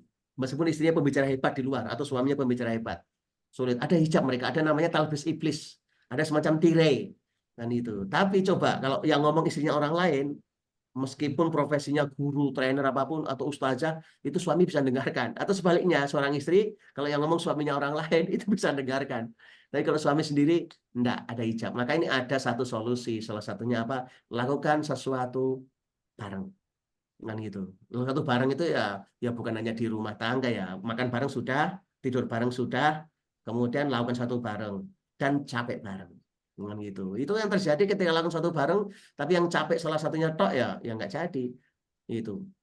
Berarti ketika seminar, misalkan suami ngajak seminar, suami ngajak workshop, suami ngajak healing, ya istri antusias, jangan asal mau tok. Nanti yang ngurusi tiket suami, yang ngurusi apa namanya daftar suami, gitu kan? Yang ngurusi perlengkapan sampai yang bawa pakaian mandi pun suami kan gitu. Sampai yang niatkan itu cuma ya nggak jadi atau sebaliknya, semua dikerjakan oleh istri, suami cuek-cuek aja, selama gitu. Yang nggak capek bareng, itu nanti mendekatkan ada kedekatan emosi, kedekatan hati, capek bareng. Dan itu kalau bahasan itu coba nanti teman-teman rasakan itu. Saya bahkan sering sama istri itu masak bareng. Jadi pas saya waktu nganggur istri masak masak apa nih gitu. Oke, istri masak misalkan masak nasi goreng, saya yang ngirisi bawang, daun, saya yang nyiapkan telur dan sebagainya, bareng masak bareng gitu. Itu sambil lucu itu Pak Ian sambil jual jawel gitu. Pokoknya bangun chemistry, bangun kedekatan hati, Luar aktivitas biasa. bareng itu dan gitu. Jadi resepnya kalau ada tanya bagaimana supaya mindset pola pikir oke. Tidur bareng, makan bareng, lakukan sesuatu bareng, capek bareng. Insya Allah nanti ada chemistry kedekatan hati. Itu Pak Yan, dua Oke, pertanyaan tadi. Apa yang belum kelewat, coba diingatkan ya lagi. sudah cukup nih, soalnya banyak banget nih Pak Ustadz. Kita di kesempatan yang lain. Bapak Ibu semuanya, sekali lagi jika ingin dapatkan tambahan layanan kami, silakan ngisi form ini ya dengan cara men-scan ini. Terima kasih bagi yang sudah mengisi. Scan QR code ini di-scan supaya kami bisa tahu sebenarnya bagaimana cara pandang Bapak Ibu terhadap program-program yang kami sedang selenggarakan ini. Oke, Pak Ustadz, ada tambahan lagi pertanyaan nih, cukup banyak Pak Ustadz, jadi mungkin Ya, singkat kali ya. Boleh saya bacakan ya Pak Ustadz ya. ya. Teman-teman yang mau komentar belajar sudah teman-teman banyak belajar di sini, silakan disebutkan aja belajar. Kita ingin tahu apakah teman-teman memang betul bisa belajar termasuk seperti saya ya. Oke, ini dari Bu Cici dari Solo Peduli. Pak Ustadz, tadi ada pertanyaan, harmoni itu tidak instan. Tidak ada jaminan lolosan pondok saja itu kemudian bisa harmoni, Pak Ustadz. Harus ada grand design, sehingga butuh waktu. Nah, gimana nih sarannya Pak Ustadz untuk yang belum menikah? Apa yang jadi kualifikasi dasar supaya pasangan bisa diajak membangun keluarga yang harmoni? Monggo silakan Pak Ustadz. Oke, Bu Cici, selamat jumpa, sampai ketemu lagi. Ketika ini pertanyaannya tentang sebelum menikah, maka Pak Ian ini tentu sebetulnya di luar family masteri ya. Ini nanti tentang kuliah pranikah. Gitu cara ini, dan ini kebetulan saya ada materi khusus ini tentang bagaimana menjemput jodoh selejat coklat itu. Saya punya pengalaman, ada maaflah kawan saya yang cukup berumur, waktu itu umurnya sampai 36 atau 38 ya tahun gitu, belum menikah. Temannya aja yang 20 tahun sudah punya anak gitu kan. Nah, kemudian ternyata saya memahami itu ada namanya talbis iblis, ada namanya belenggu-belenggu hati, ada namanya tirai-tirai hati yang harus dibuka. Begitu dibuka nggak nyampe 2 bulan nikah. Kan gitu.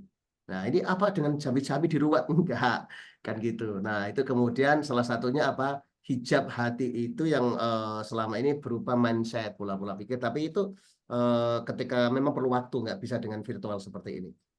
Perlu penyadaran. Nah, maka yang harus dilakukan, satu, ketika belum menikah itu libatkan Allah. Nah, ini yang saya selalu ngomong tadi itu, fungsi kita berpasangan itu, perannya itu adalah satu, bahwa kita itu menyelamatkan pasangan kita dari neraka. Ku anfusakum wa ahlikum naro, keluargamu. Nah, salah satunya jangan cuma nyalahkan kalau dia maksiat. Itu nggak nyalah, nggak apa namanya, kan suami nyetir salah-salah. Jangan cuma disalahkan. Itu yang terjadi selama ini kayak gitu, nuntut tapi tidak mau menolong, tidak mau menyelamatkan. Salah satunya apa? Coba dimulai dengan doa. Nah, banyak istri suami yang lupa mendoakan. Insya Allah saya pribadi setelah memahami pola ini, setiap sholat saya doakan istri saya, tak sebut nama istri saya, nama bapaknya, binnya, kan itu. Didoakan, maunya seperti apapun. Bahkan sebanyak para suami nuntut istrinya lembut, kalem. Ya mohon maaf, kadang dia dari satu suku di Indonesia yang memang adatnya ngomongnya aja keras, kasar. Tapi itu sebetulnya bukan mereka nggak sopan, memang itu. Tapi kita hanya nuntut seperti adat kita yang katanya kalem gitu. Enggak, yang dia akan kecewa kalau dia tidak mau mengandalkan pemilik hati. Siapa pemilik hati, pengendali hati? Allah. Ya muqallibal qulub sabit qalbi ala dinika. Allah yang menggenggam hati istri kita, suami kita. Maka doakan. Doakan, minta sama Allah Al-Latif yang maha lembut, Allah An-Nur Maha Cahaya, Allah yang memberi petunjuk, sehingga kemudian berubah. Saya merasakan itu luar biasa dahsyatnya setelah saya sendiri bertobat, saya berubah, salah mulai dengan niat dan doa. Jadi begitu Pak Ian, Bu Cici, dan seterusnya. Ini kalau katanya belum menikah, itu nanti materinya tentang materi kuliah pranikah. Salah satunya adalah cara menjemput jodoh dengan mudah, sesuai dengan impian kita. Kalau bahasa kita menjemput jodoh selejat coklat gitu kan. Nah, nikmat, jangan pusing kan jodoh gitu. Dan itu kalau mau dibongkar belenggu hatinya, paling tidak memerlukan waktu 24 jam lah. 1 kali 24 jam di dalam sebuah training atau workshop atau apapun, dibongkar belenggu-belenggu hati sehingga punya dorongan kuat, segera nikah dan nanti ketemu calon yang ideal, insya Allah. Begitu Pak Ian. Masih lanjut dulu ya Pak Ustadz ya. Ini dari Pak Budi ya, kalau nggak salah, Pak Budi Solo ya. Beliau ini punya bengkel nih Pak Ustadz, dan ingin mengembangkan potensi istrinya yang jago masak tapi bengkel. Gimana caranya supaya bisa dimulai? Karena ini saya tanya katanya takut capek. Ya, betul Pak Ian. Ini seharusnya di konseling ya Pak. Iya. Konseling karena memang gimana caranya, istriku pinter masak, aku bisnisnya bengkel, apa hubungannya bengkel dengan masak gitu kan. Potensinya harus ini di coaching biar ketemu potensi terbaik istrinya, bisa dimaksimalkan di bidang apa dan suaminya gitu. Salah satunya itu bisa disinkronkan di dalam dunia bengkel, owner bengkel itu kan ada namanya hearty service, pelayanan dari hati.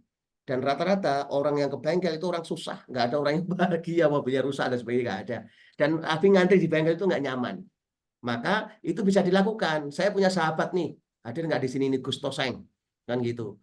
Dia punya bengkel, tapi ternyata dia juga punya usaha mie ayam, jejer sama bengkel. Sampai saya mengatakan usaha mie ayamnya luar biasa laris itu Pak Ian. Laris. Ada nih, ada Pak Toseng, ada nih. Ada ya, oh ya Pak viral gitu. Tanto ya. Sampai saya candain, ini jangan-jangan sausnya pakai oli Mau, apa ya gitu kan. Kok bisa mau bicara Pak Tanto. nggak ada cara, itu hanya beda tembok sama bengkelnya kok. Ini itu. Nah, coba Jadi bayangkan. malu Pak Ustadz lah. Oh ada, oh iya ada. Ya. Oh, Ini semoga monggo Pak bahagia, Toseng, luar istrinya biasa. sehat, lahir batin, amin. Aja kayak kue Pak Toseng lah. Ya, saya lanjutkan.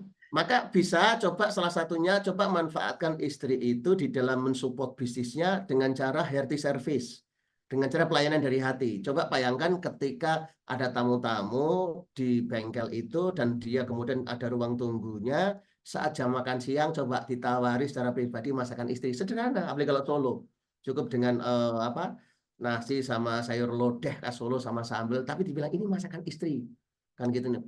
Orang akan menganggap bengkel itu bukan sekedar jualan servis, tapi ini sebagai dulurku boloku. Yang terjadi kedekatan hati, dan itu tidak bisa ditaklukkan dengan promo-promo yang lain. Dia akan lebih memilih ke bengkel yang punya teman sendiri, punya bolo dewe yang dekat hati gitu.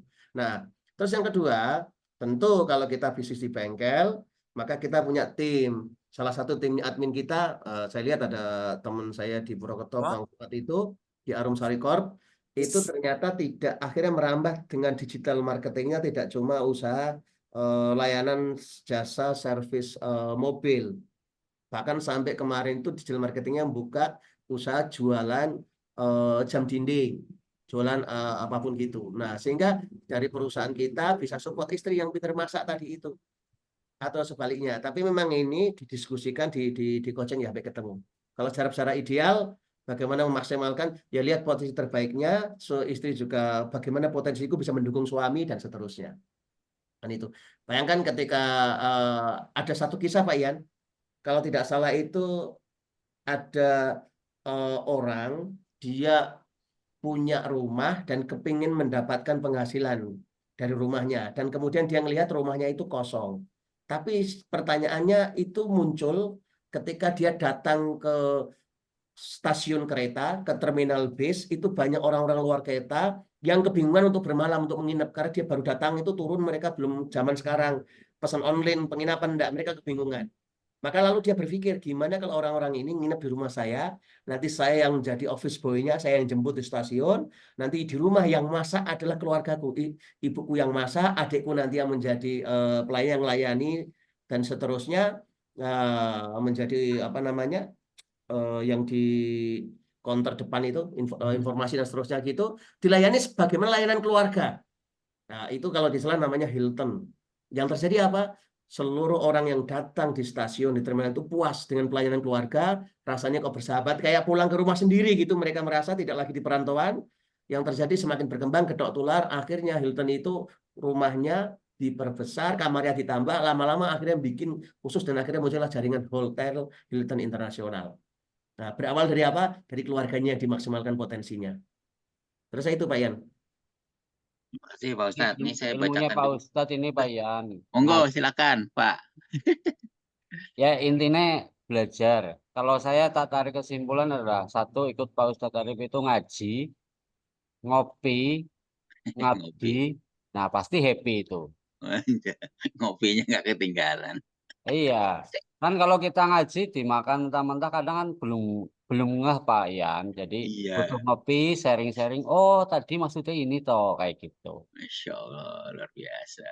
Ya, lanjut Pak Yan. Terima kasih Pak Toseng. Lanjut dulu Pak Ustadz ya. Ada Terima beberapa kasih lagi nih. Pak Toseng.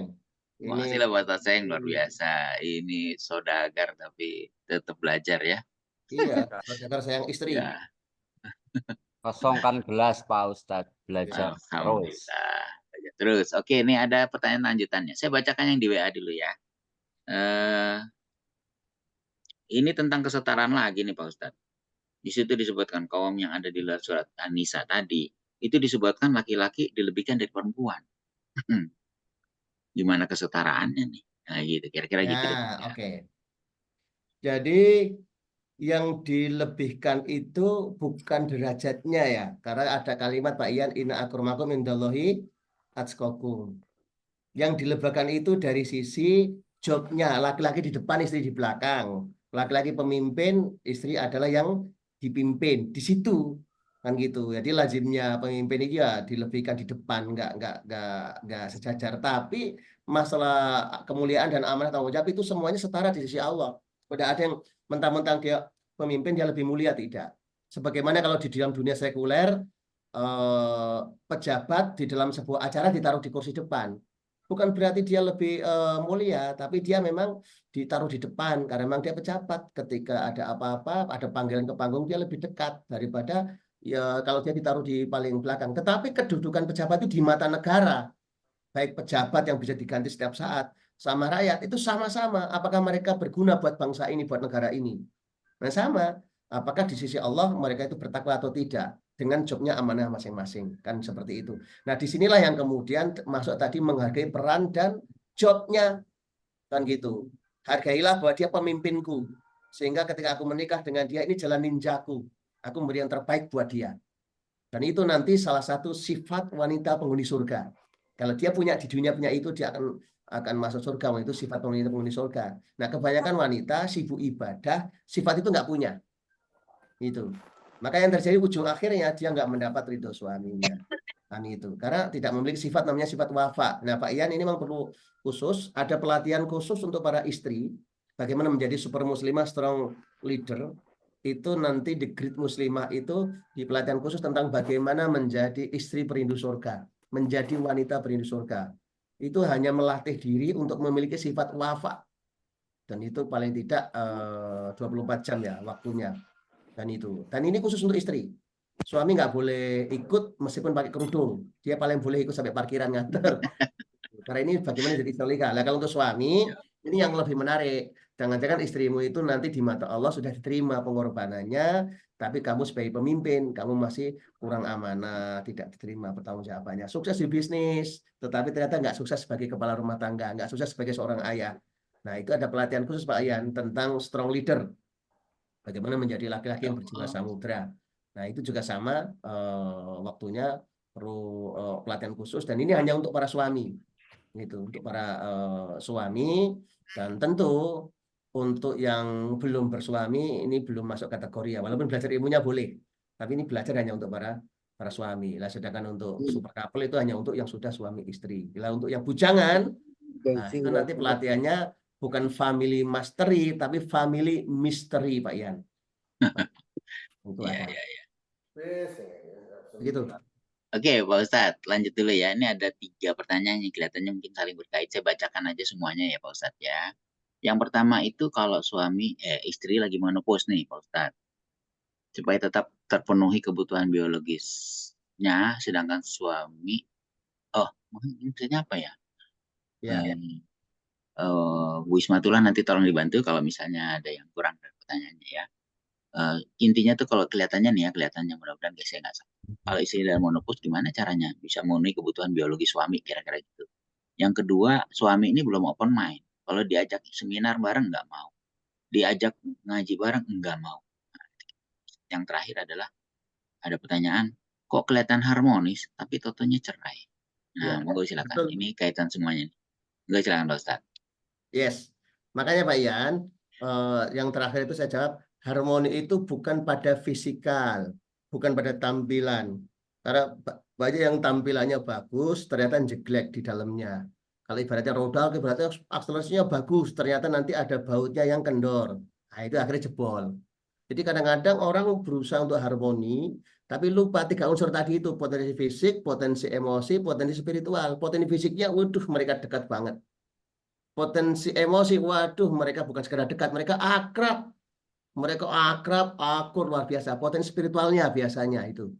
Hatinya yang masih belum ada chemistry. Itu bermasalah. Yang orang lihatnya itu bukan di spiritualnya, tapi di emosi sama di fisikalnya yang kelihatannya. Sama, kelihatan dia rajin sholat terus, tapi kenapa selingkuh? Rajin sholat, haji, tapi kenapa korupsi? Nah gitu kan Pak Ian. Dan itu secara fisikal dan emosi, tapi secara spiritual enggak. Dan itu. Tapi ada orang yang mementingkan hanya spiritualnya itu. Karena kita hidup di dunia bukan sufi, ya nggak seperti itu. Masa dengan istri kemudian yang penting aku dengan istri artinya sama-sama percaya, sama-sama baik, tapi secara fisik duduk jejer aja nggak pernah kelihatan gitu kan. Pegangan tangan nggak pernah. Rasulullah itu juga kelihatan duduk bareng, Ibunda Aisyah di sebelah belakangnya, lalu kemudian ngerangkul Rasulullah, kepalanya direbahkan di bahu Rasulullah sambil ngelihat orang-orang waktu itu Habsyi sedang latihan berpedang. Artinya apa kalau bahasa sekarang, saya nonton konser bareng-bareng gitu kan. Kemudian Rasulullah juga pernah sama Ibunda Aisyah itu balapan lari, outbound. Pernah di dalam perjalanan di perang itu, di tengah perjalanan sahabat disuruh duluan, Aisyah sama Ibunda Aisyah itu kemudian balapan lari dan seterusnya. Jadi ditampilkan, fisiknya ditampilkan, emosi ditampilkan, spiritualnya dibenahi. Nah kadang orang nggak baru sampai ke fisikal sama emosinya, tapi spiritualnya enggak. Itu. Jadi spiritual itu bukan masalah ritual, bukan. Spiritual itu masalah hati. Masalah kalau bahasa dikata ada Islam, ada iman, ada ihsan. Ihsannya itu yang enggak kena, kan gitu. Begitu Pak Ian tentang tadi itu. Terima kasih Pak Ustadz, itu tentang kelihatan harmonis contohnya cabai. Terus bagaimana ngajak suami atau ngajak istri, ngajak pasangan yang masih keras itu kan, nggak pernah ngaji, diajak ngaji nggak mau, ngajak seminar nggak mau. Kadang suami itu kan kepengen istri itu ikut seminar, diajak untuk ngaji nggak mau gitu kan. Iya Bapak gitu Pak Ustadz. itu bicara tentang motivasi, tentang hidayah hati sama motivasi. Jadi ada istri atau suami lah, suami nggak pernah mau ngaji, tapi diajak, Mas, ayo ngaji, nanti kalau ngaji pulang disangoni 10 miliar. Itu biasanya berangkat. Kalau itu benar itu. Dan kamu punya motivasi sesuatu, aku dapat apa, aku ingin apa gitu. Nah, artinya apa? Yang perlu ditumbuhkan motivasinya. Kenapa sih aku harus seminar? Kenapa aku harus ngaji? Lah itu perlu yang namanya hikmah. Banyak suami nyuruh istrinya ngaji, suaminya udah sering ikut ngaji, istrinya nggak mau. Kenapa? Karena ternyata kelakuan suami nggak berubah. Begitu juga banyak istri. Mau ngajak suami, ngajak ikut, Mas, ikut, bagus manfaatnya, arisan, ya sih, nanti kumpulan, dekat habis itu. Di mata suami itu nggak bermutu, nggak ada manfaatnya. Tapi coba, walaupun acaranya ya PK kanan sekalipun gitu, kalau itu ada manfaatnya buat suami, buat ini itu, dia akan berangkat. Nah, maka yang perlu dilakukan adalah perubahan dari dalam diri dulu, lalu kemudian diiringi dengan doa, lalu coba sekuat tenaga nyampaikan hikmah. Andai pahala berupa fisikal, kalau istrimu bisa berubah, kalau suamimu bisa berubah, Bapak Ibu bisa mau ikut seminar, bisa mau ikut ngaji, bisa mau tobon, maka suamimu mau ikut itu, maka kamu akan dapat 1 triliun. Tentu kita akan sekuat tenaga mengerahkan semua potensi kita, siang malam mengupayakan dengan maksimal supaya suami kita bisa ikut. Tidak hanya nyuruh-nyuruh, malah kita takut kalau dia putus asa. Jadi kita berusaha semaksimal mungkin dari mulai caranya yang benar, niat yang benar, cara benar sampai tujuannya yang benar. Nah, itu yang dimaksud dengan min ilafinya harus jelas, harus pas. Kan gitu. Nah, hari ini juga sama. Saya sering mendapati banyak suami yang kepengen istrinya berubah. Ternyata nggak berubah. Saya dulu ingin istri saya berubah, tak ikutkan workshop, ikut puluhan kali ikut workshop tentang spiritual. Saya ajak untuk ngaji, saya ajak untuk ikut workshop waktu itu ESQ, ikut pelatihan The Great Muslimah. Enggak berubah-berubah. Berubahnya setelah saya yang berubah, ridho. Nah ini yang biasanya dikupas di Family Mastery Pak Ian. Di workshop sehari itu kita harus bahas masalah ini. Gimana cara pasangan kita berubah dan kita mulai dari perubahan kita. Ya, saya berubah, yang kedua saya doakan dengan ridho. Nah, yang terakhir itu ridho itu tadi. Banyak yang istri suami nggak berubah karena ternyata kita nggak ridho. Kita hanya meminta dia sempurna, menuntut dia sempurna, tapi nggak pernah menerima dia dengan sempurna. Begitu, Pak Ian. Jadi, gimana kalau istri kita atau suami kita wawasannya masih terbatas, belum seperti kita ngajinya, belum seperti kita seminarnya, belum seperti kita pola pikirnya. Tetap itu nggak menghalangi harmoni. Tetap nggak menghalangi harmoni. Cuma harmoni kan bertingkat-tingkat. Nah, tentu tingkatan terpuncak, ya sebagaimana contoh Nabi dan para sahabat, salah satunya adalah harmoni terpuncak. Apakah Ibunda Aisyah dengan Rasulullah nggak harmoni? Harmoni. Tapi harmoni terpuncak adalah ketika Rasulullah dengan Ibunda Khadijah. Cek sampai Ibunda Khadijah meninggal bertahun-tahun, Rasulullah itu masih menyebut-nyebut namanya, masih berkorban dan sedekah kambing untuk Ibunda Khadijah. Bahkan ketika Fathu Makkah masih mendatangi kuburannya, ziarah kuburnya. Nah, Bapak Ibu sahabat, sehingga saya ingin Bapak Ibu memahami harmoni itu memang harus diupayakan dan ukurannya adalah perbaikan kita sendiri, bukan orang lain. Jadi yang tadinya belum sholat 5 waktu, sekarang mau sholat. Itu sudah namanya sudah mulai menuju ke baik. Setelah sholat mau jamaah di masjid. Setelah mau jamaah di masjid mau tumakninah. Pokoknya nggak langsung, oh suamiku itu nggak pernah sholat, istriku nggak pernah sholat, suamiku nggak pernah sholat, apa ke masjid boro-boro sholat, kalau mau sholat nggak salah-salah. Ya itu kondisi. Kita nuntut idealnya si istri atau suami kita ideal. Tapi perubahan menuju ideal itu bertahap. Nah, ini salah satunya dari kita, hati kita, dan doa kita. Lalu upayakan dengan ahsan, dengan hikmah. Itu yang namanya dakwah. Dan itu yang bernilai di sisi Allah, bukan hasilnya. Nah, jadi tadi Bu Dian atau siapa tadi itu, saya ingin menyampaikan bahwa harmoni itu bertahap dan tahapannya jelas. Ada tahapannya jelas. Itu ada ilmunya, ada caranya, ada tahapannya. Gitu. Saya rasa itu Pak Yan. Luar biasa. Terima kasih Pak Ustadz. Ini pada dasarnya sudah selesai semua pertanyaannya dan kelihatannya juga waktunya sudah sampai 9.30. Sudah waktunya kita menutup. Pak Ustadz ada statement penutup Pak Ustadz yang mau disampaikan kepada kita semuanya? Pak Yan, saya ingin menyampaikan bahwa kita itu tentunya harus memahami bahwa bisa jadi para istri, para suami yang hari ini pun masih belum harmoni, mereka pernah mengalami satu sesi di dalam hidup mereka, entah semenit, sejam, sehari, seminggu, pernah merasa bahagia bareng-bareng dengan pasangannya itu, lapang dada dan bahagia. Nah, artinya itu bisa diupayakan untuk jangka panjang. Nah, dengan cara apa? Nah, inilah yang kemudian kita tidak cukup dengan bicara virtual, kita perlu ketemu, kita bahas, kita bongkar, dan itu yang kemudian sering kita lakukan di Family Mastery selama sehari semalam itu.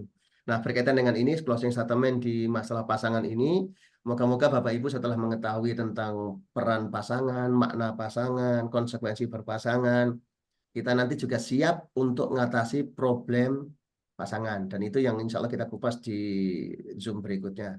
Nah, tapi di closing statement ini saya ingin ngasih tahu bahwa umur itu terbatas. Dan yang kita lakukan itu diminta pertanggungjawaban di akhirat. Sehingga nggak usah nunggu nanti, nggak usah nunggu sempurna, mulai siang ini, mulai hari ini. Karena banyak suami yang nangis hari ini, kepengen memberi senyuman yang lebih baik buat istrinya, banyak istri yang kepengen memberi masakan terbaik buat suaminya, yang terdapati ternyata istrinya atau suaminya hanya baju digantung di lemari kamar. Yang dapati hanya batu nisan di atas kubur, nggak bisa lagi mijiti suami, nggak bisa lagi mijiti anak istri. Maka saya berharap Bapak Ibu sahabat, kesempatan memberi yang terbaik saat ini. Dimulai dari sekarang, dimulai dari bertahap, semampunya, dan diniatkan dengan cara yang terbaik. Semoga Bapak Ibu menjadi orang yang luar biasa. Allahumma sholli ala Muhammad wa Muhammad, alhamdulillahirabbil alamin. Semoga Allah lembutkan hati pasangannya, Allah beri hidayah dan taufik, Allah terangi dengan cahaya, dan kelak diberikan anak cucu yang soleh dan solehah. Allahumma sholli ala Muhammad wa Muhammad, alhamdulillahirabbil alamin. Terima kasih Pak Ustadz. Bapak Ibu apakah belajar banyak dalam pertemuan kali ini? Ya, sekali lagi diumumkan bahwa silakan monggo untuk mengisi form untuk mengetahui apa saja layanan yang dibutuhkan. Seperti salah satunya tadi adalah counseling dan counseling. Itu dengan cara men-scan ini atau nanti juga kami akan posting di grup ya tentang link ini. Link ini namanya s.id Family Mastery Layanan. Terima kasih Pak Ustadz. Kita doakan kepada Pak Ustadz semoga sehat selalu, luas rezeki, umur berkah, selalu terjaga imannya, Islamnya. Mudah-mudahan tetap istiqomah untuk selalu bisa berbagi dengan kita semuanya. Bapak Ibu, marilah kita tutup pertemuan kita juga dengan doa penutup. Ya Allah, berkahilah dalam keluargaku dan berkahilah mereka dalam diriku. Berilah aku rezeki dari mereka dan berilah mereka rezeki dari. Ya Allah, kumpulkanlah kami menuju kebaikan. Ya Allah, anugerahkanlah kepada kami, pasangan kami, keturunan kami sebagai penyenang hati kami. Qurrata a'yun. Dan jadikanlah kami sebagai imam bagi orang yang bertakwa. Amin. Itu adalah surat Al-Furqan ayat 74. Marilah kita tutup dengan Yel Family Mastery. Sukses di Sukses dunia, di dunia bersama surga. di surga. Mohon maaf, kita ketemu lagi dengan bulan berikutnya. Dan silakan untuk mengisi form kami untuk kami mengetahui apa saja layanan yang dibutuhkan.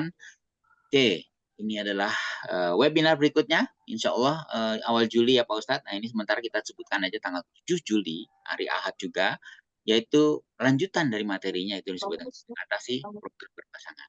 Baik Bapak Ibu, saya Ian Iriansa. Mohon undur diri. Mohon maaf apabila ada tidak nyaman bagi Bapak Ibu semuanya, kita tutup dengan doa kafaratul majelis.